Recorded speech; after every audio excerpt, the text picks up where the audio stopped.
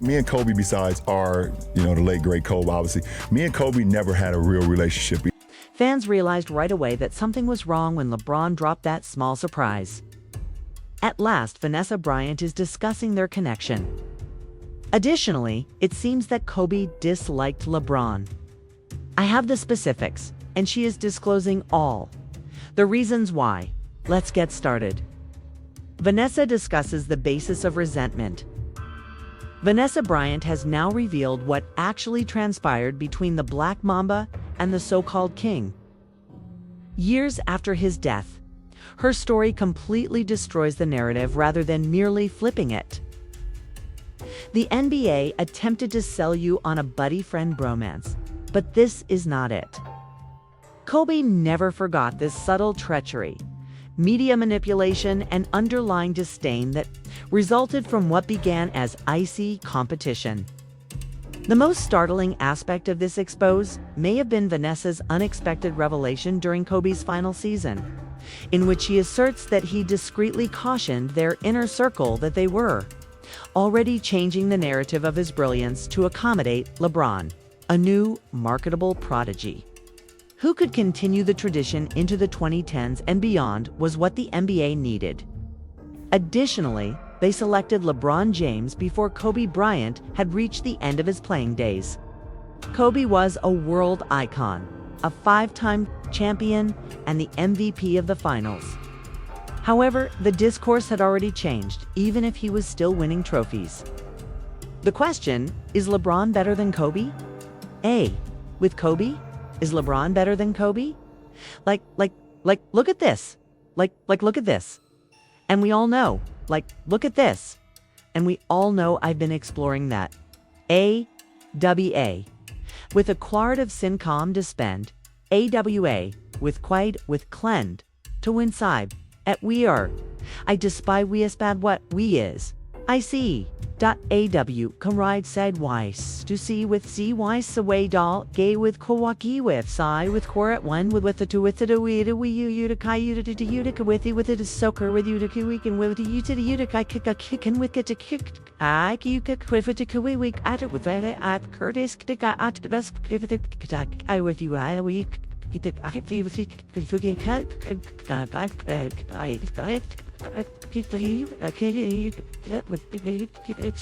kept coming up on ESPN headlines like LeBron James has surpassed Kobe Bryant. Already were promoted by Bleacher Report. Several NBA commentators at the time claimed that this was more than a nice comparison. Even if it meant weakening the current monarch, it was a full-fledged effort to install a new one. On First Take in 2013, Skip Bayless made the legendary statement, "LeBron has already done more for his teams than Kobe ever did." It was an eraser, not an analysis. Imagine, therefore, that you are Kobe Bryant working out at 4 a.m., carrying a shattered body through difficult seasons while bleeding gold and purple. However, every time you turn on the television, the focus is on how LeBron will be next, not on what you're doing. When commentators brought up LeBron, Vanessa Bryant recently spoke out in a closed group that Cole used to turn off the TV. She claimed to have informed them that it felt like they were taking his flowers prior to the burial. Not because she was angry. Most people don't know how hard that sentence, which is full of bittersweet irony, strikes. In a video that went viral following Kobe's passing, LeBron stated, Me and Kobe never had a real relationship either until we was on the limit. On the surface, it seems warm, but you'll note that the wording never really connected. That sentence speaks more than it should. Why would it take Kobe's impending retirement for two of the greatest NBA players of all time, two icons of the same period, to truly connect? Due to the fact that there was actual tension? Kobe allegedly mocked the notion that LeBron was clutch in private, accusing the media of exaggerating his emotional fragility.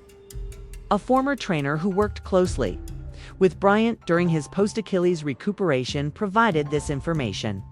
Additionally, an individual acquainted with Vanessa's talks said that she verified Kobe felt embarrassed by the way the NBA, particularly in Los Angeles, showed LeBron the red carpet. According to the insider, Kobe believed that he had to endure. Suffering and sacrifice merit every inch of the Lakers' fame. Then LeBron enters and becomes the franchise's face all of a sudden. It was pride, tradition, and the obvious pain of being replaced while still seated courtside. But it wasn't personal. There were certain instances and choices that marked a boundary between Kobe and LeBron. The fact that LeBron overtook Kobe. The fact that LeBron overtook Kobe. Look at this. Look at this. Look at this. And we all know I've been exploring. Let they look with figs of beds. There were certain instances, end quote, which we lived on when Marty. On the all-time scoring chart is maybe the most revealing of all. Kobe's hometown of Philadelphia saw LeBron overtake him on the all-time scoring leaderboard. On January 25, 2020, the day before Kobe's untimely death. For every available headline, the NBA took advantage of it. Indeed, Kobe continued to, respectfully. My brother's hash is 33,644. It sounded polite. However, most fans are unaware that Kobe was watching that game and that, in Vanessa's opinion, he never smiled. That night, she confided in a close friend. He feels like they're already erasing him, but he's proud. Consider the significance of it. Among the last evenings of his life. Even at that time, he was troubled by the thought that his legacy was being forgotten before it had even been properly recognized. On the night following the incident, LeBron paid homage to the Lakers. It was hailed by many. Others, however, pointed out a gap. Their competition and the true complexity of their relationship were not discussed or acknowledged. At Kobe and Gianna's memorial, however, Vanessa gave a heartbreaking statement in which she stated, Kobe was known as a fierce competitor on the basketball court. The greatest of all time, a writer, an Oscar winner, and the Black Mamba. She made no mention of LeBron. Furthermore, Vanessa Bryant is the only one who genuinely understands Kobe's true feelings. So that quiet, that unsaid absence wasn't an accident. And at last, she began sharing that tale.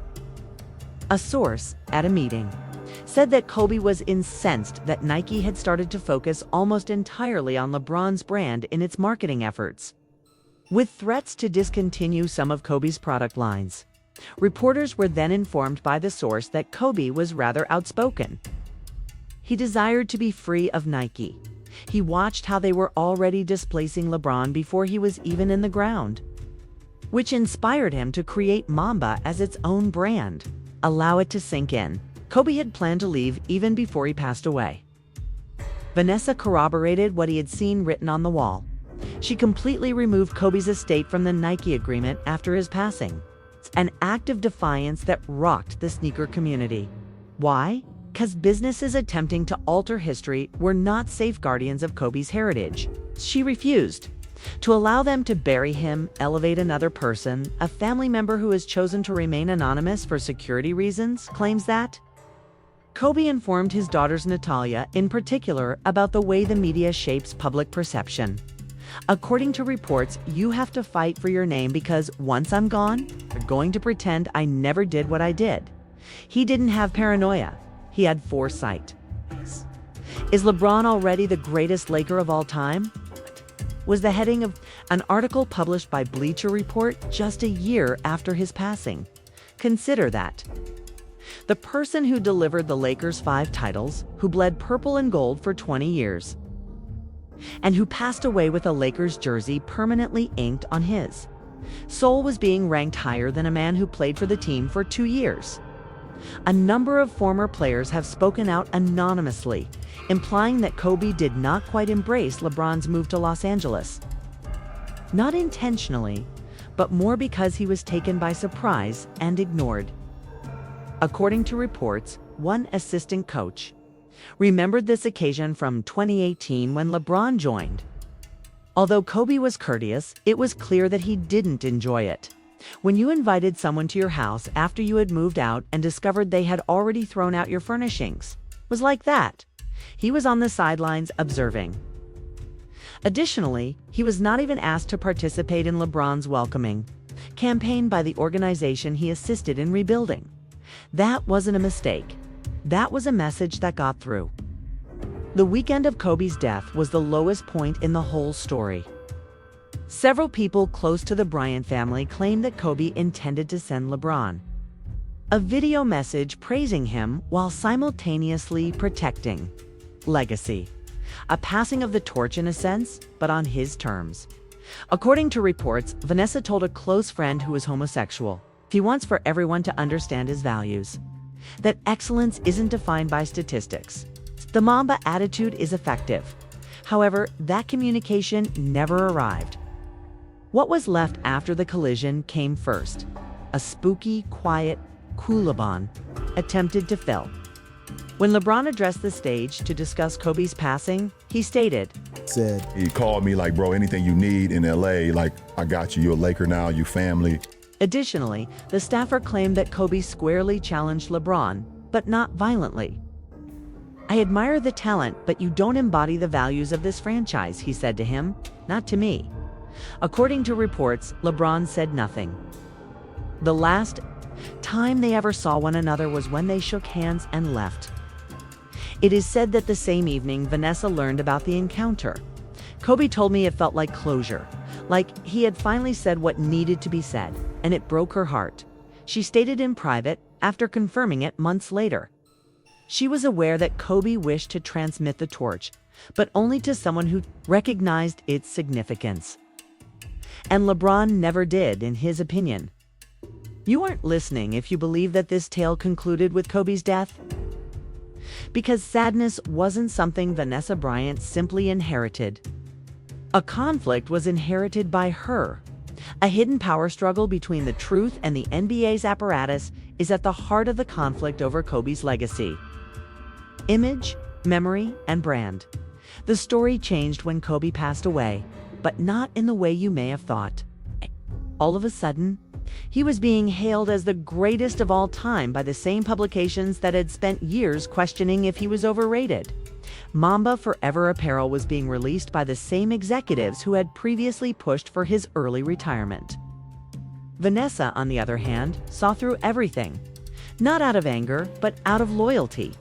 Vanessa refused Nike's attempt to extend Kobe's contract after his passing with stricter license restrictions, fewer product launches, and less creative power. She turned down billions of dollars in possible sales in order to preserve Kobe's idea of a completely autonomous Mamba brand. She went on to say, Kobe and I wanted to create a brand that celebrates his work and represents his legacy, not someone else's interpretation of it. It was more than simply a commercial decision. That hit was well executed.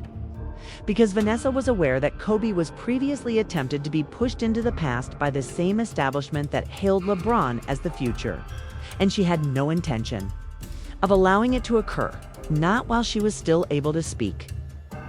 Deeply connected to Kobe's heart and Gigi's goal, Vanessa founded the Mombasada Foundation, a nonprofit organization dedicated to establishing equitable opportunities for young women.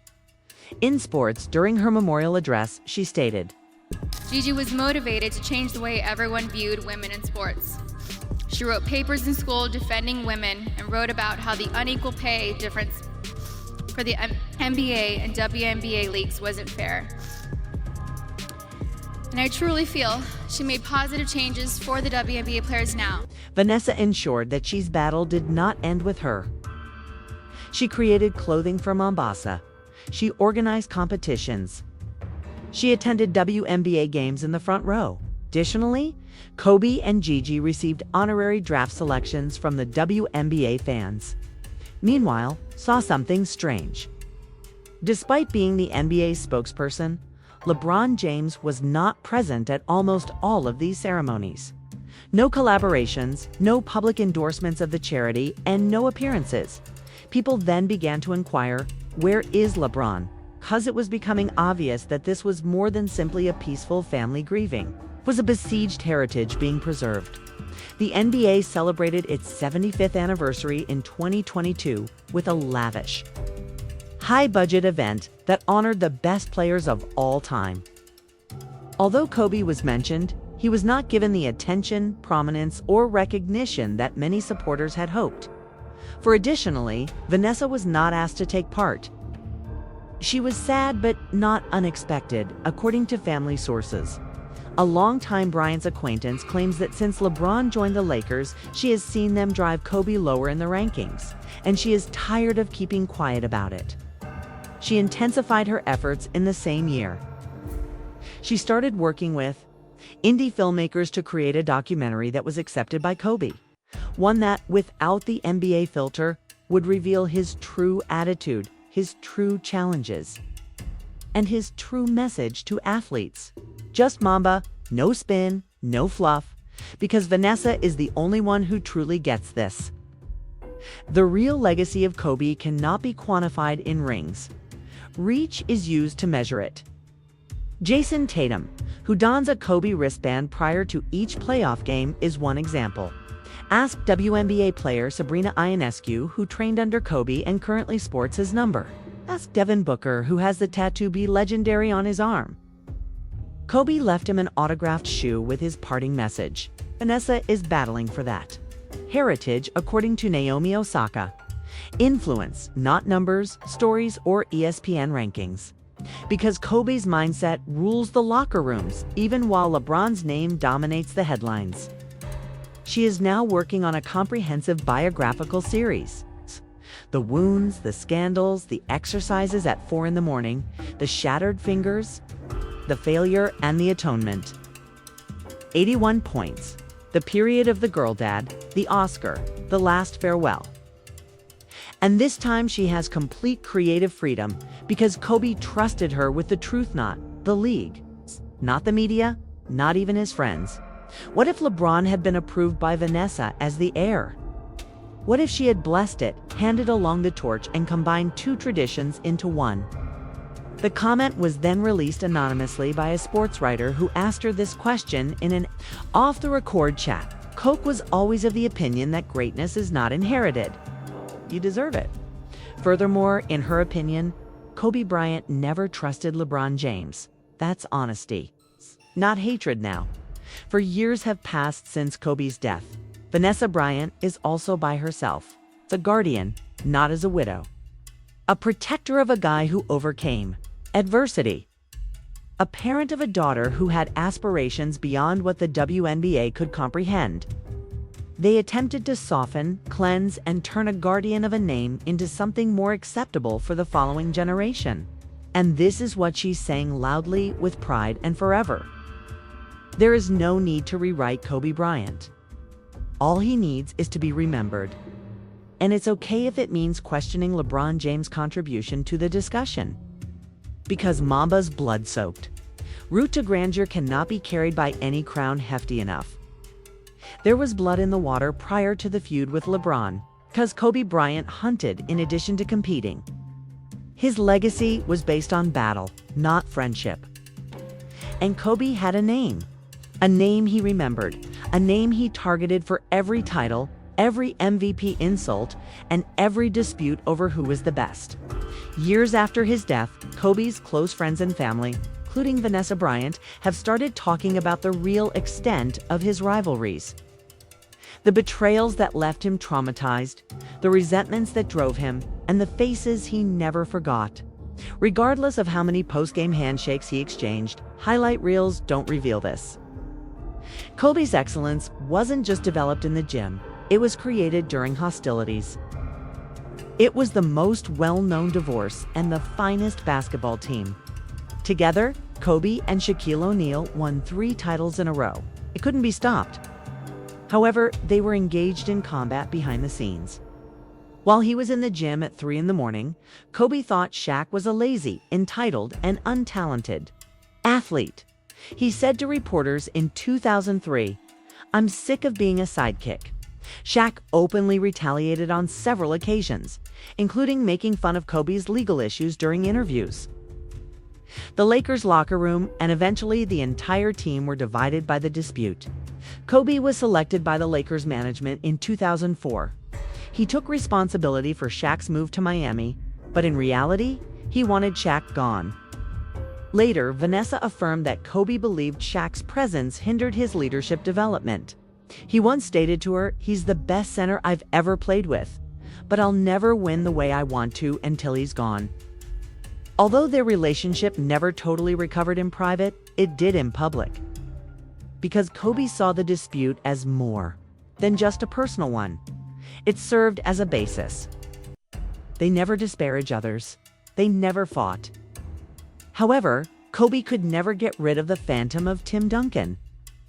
Duncan and the Spurs were quietly establishing their own dynasty, while Shaq and Kobe were engaged in a fight. And Duncan was always in Kobe's path when he glanced up during the Western Conference Finals. They engaged in combat for more than 10 years. "Duncan is the one I respect the most because he took rings from me," Kobe previously stated to ESPN. In private, though, such respect was tinged with resentment. Kobe was upset because the media portrayed Duncan as modest, elegant, and the ideal teammate while portraying Kobe as a villain, according to Phil Jackson's book, The Last Season. "He is dull, which is why they adore him," according to reports. Kobe told teammates dull but efficient. Duncan was that person, and it hurt Kobe more than any nasty remarks could have. The Boston Celtics team that Kobe genuinely hated. NBA Finals 2008. In 6 games, the Celtics humiliated the Lakers. On national television, they lost Game 6 by a score of 39 points. Kobe felt ashamed. He was deemed overrated by Paul Pierce. Ray Allen questioned his ability to lead. During quick breaks, Kevin Garnett laughed in his face. And Kobe became possessed the next season. He dominated Orlando throughout the playoffs, and 2 years later in 2010, he exacted retribution. Lakers against Celtics, Game 7. Kobe shot 6 out of 20-4. It made no difference. He prevailed. They were broken by him. Kobe never forgave the Celtics' Big Three, Vanessa later disclosed. He informed me that because it was retaliation, the 2010 ring was the nicest. Kobe was asked to deliver a tribute to Ray Allen when he was recognized at the Hall of Fame years later. He said no. Kobe scored 81 points against the Raptors in 2006. He was acting like a god. Then came the Phoenix Suns' journeyman guard Raja Bell, who dared to close out Kobe during the playoffs. Kobe detested him. "I don't know this kid." Kobe stated in an ESPN interview, "I've never had a conversation with him. He has no information about me." Therefore, his statement that a player who has experienced dominance, national news outlets covered Raja Bell's foul. It went viral. For Kobe, however, it went deeper. It was disrespectful. And he made Bell pay each time he played Phoenix after that. In the 2000 Knicks vs. Lakers game, Kobe and guard Chris Childs argue. As their jaws move back and forth, Childs abruptly throws Kobe a two-piece combination. Kobe hardly bats an eye. The scene captured on film took on symbolic meaning. Kobe never gave up, which solidified his reputation as the player who may lose the match but never the battle. They lived in Orange County as neighbors. Together, they trained, had a friendship. However, everything changed when Steve Nash defeated Kobe to win back-to-back MVP awards in 2005 and 2006. During that season, Kobe averaged 35.4 points per game. Nash, August 18. The fans were incensed. Kobe was furious, although he never spoke. It out. A former assistant coach claimed that Kobe believed they didn't want me to win. They want the smiling, safe man. Later, after the MVP years, Nash said that he felt strain from Kobe. Additionally, Kobe took every slight personally, so even after they joined the Lakers as teammates in 2012. Their relationship never truly clicked. They had a relationship. They were teammates on Team USA, however. Kobe didn't forget when Wade smashed his nose at the 2012 All-Star Game. Although Kobe held Wade in high regard, he always considered him to be a prince rather than a king. Kobe jokingly said, "Wade got rings, but he didn't have to carry the whole building like I did." Vanessa subsequently said, As you can see, Kobe avoided drama by picking battles. He chose adversaries in order to hone his own blade. Each player he collided with served as a milestone, a source of inspiration, and a mental challenge that he could overcome before collapsing. Behind him, Vanessa Bryant wants these tales to be told because of this. Because Kobe's accomplishments weren't the only thing that made him great. It was about the struggle, the hardship, and the struggles that were hidden beneath the smile. He had no desire to win favor. He was making an effort to be remembered. And today, the whole image of his competitive fire endures thanks to Vanessa's voice. No amount of revisionist history can erase the tale created by a fire that destroyed. Bridges, thank you for viewing. Examine further cards on the